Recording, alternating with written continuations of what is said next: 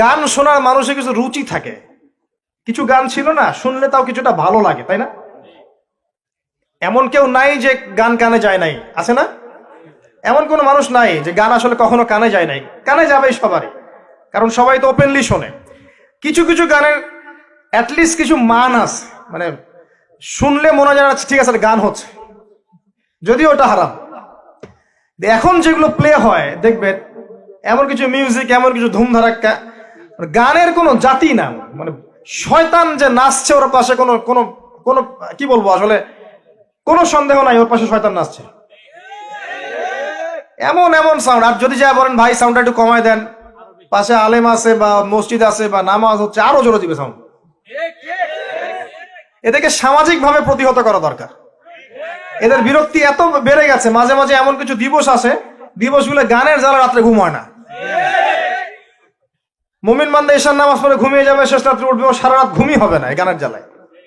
বিয়ে হবে দেখবেন ধুম ধারাক্কা গান লাগিয়ে দিয়েছে, একদম একটা ফ্ল্যাটের মধ্যে 10টা পরিবার আছে, ওর কোনো খেয়ালই নাই, ও একাই পরিবার, ছাদের উপর যাবে ধুম ধারাক্কা গান বাজাবে, মাশাআল্লাহ এই বরকত নিয়ে জীবন শুরু করছে। এই অভিশাপ নিয়ে জীবন শুরু করলে বৈবাহিক জীবন সুখী হবে? তো শয়তানের আনুগত্য দিয়ে জীবন শুরু করেছে দেখবেন।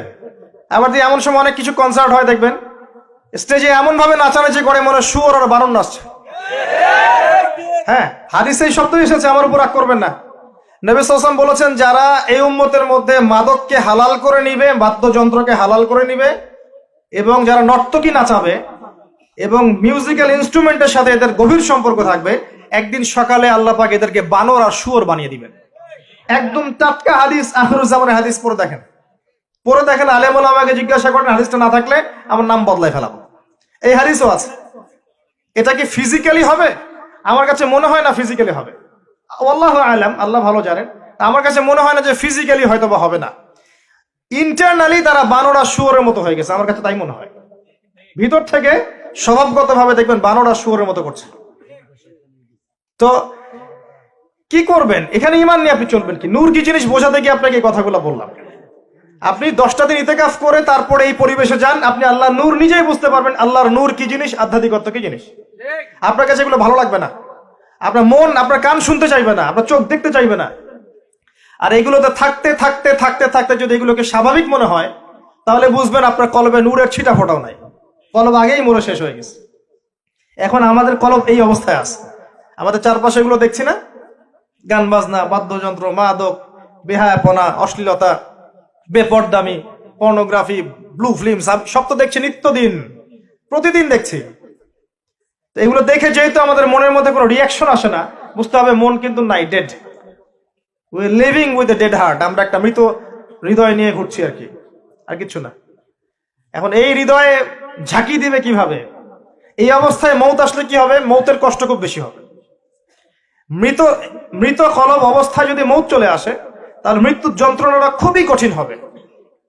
কত কঠিন হবে আমি একটা হাদিস দিয়ে বোঝাচ্ছি। আমি এই হাদিসের নাম্বার এখন বলতে পারছি না, কারণ অনেকদিন আগে হাদিসটা পড়েছি, বাট আমি হাদিসটা পড়েছি। এবং যদি কেউ দলিল চান আমি আপনাকে প্রাইভেটলি দিতে পারবো ইনশাআল্লাহ। কোন একজন নবী আল্লাহকে বলেছিলেন যে আমি বারজাখের মানুষের সাথে যোগাযোগ করতে চাই। কেমন আছে বারজাখ পর্যন্ত, পরকালে বারজাখের মানুষ কিরকম আযাব, কিরকম শাস্তি ভোগ করছে, আল্লাহ আমি একটু দেখতে চাই। একজন ব্যক্তি, মেবি উনি মুসা আলাইহিস সালামের যুগের বা ঈসা আলাইহিস সালামের যুগে, আমার ঠিক মনে পড়ছে না, এ দুজনে একজন হতে পারেন। আল্লাহ পাক দেখালেন একজনকে যে এই ব্যক্তি খুবই রুগ্ন, ক্লান্ত, মানে দেখে মনে হচ্ছে তিনি খুবই পেরেশানির মধ্যে আছে। তাকে নবী জিজ্ঞাসা করছেন, একজন নবী জিজ্ঞাসা করছেন, তুমি কি অবস্থায় আছো, কেমন আছো? তো সে বলছে যে আমার মৌত হয়েছে আজকে থেকে 1000 বছর আগে।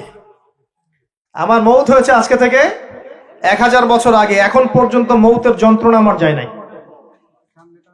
আমার কথা কি বুঝতে পারলেন ভাই? যার কলব যত মৃত, রূহ কবজ করার সময় তত শাস্তি হবে, তত বেশি কষ্ট হবে।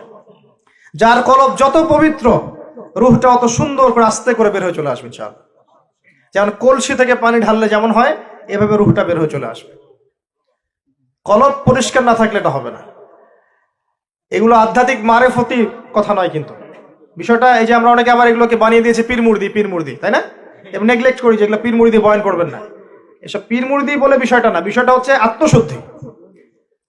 আর একজন পীর যদি একজন মানুষকে আত্মশুদ্ধির পথে নিয়ে যেতে পারেন, বিষয়টা কখনো খারাপ করে দেখার কিছু নাই।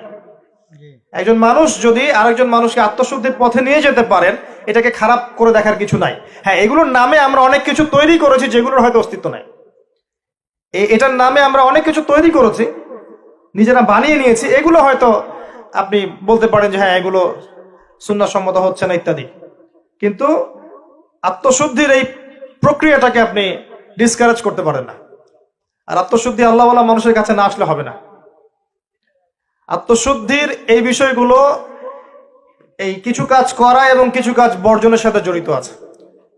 আবারও বলছি, এই বিষয়গুলোতে জড়িত থাকলে আপনি আত্মশুদ্ধি পাবেন না।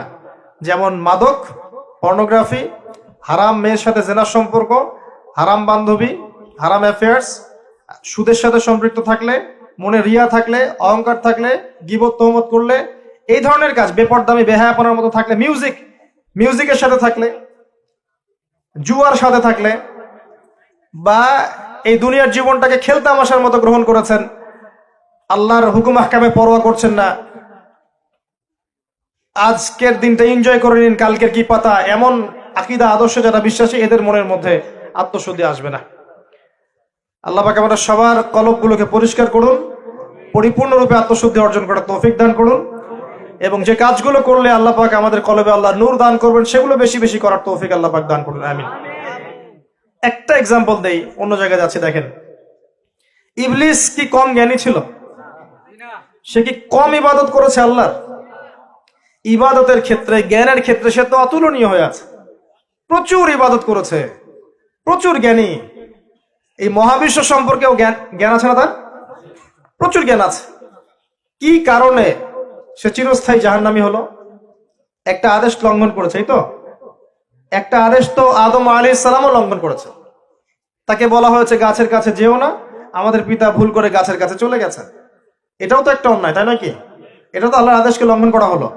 আদম আলাইহিস সালাম তওবা করে ফিরে এসেছেন, বলেছেন রব্বানা যালামনা আনফুসানা ওয়া ইল্লাম তাগফির লানা ওয়া তারহামনা লানাকুনান্না মিনাল খাসিরিন। এটা আদম সন্তানের স্বভাব, ভুল করবে, তওবা করে ফিরে আসবে। কিন্তু ইবলিস, সে তওবা করে ফিরে আসেনি, বরং আবা ওয়াস্তাকবারা, সে অবাধ্য হয়েছে, অহংকার করেছে। খালাকতানি মিন নার ওয়া খালাকতাহু মিন তিন।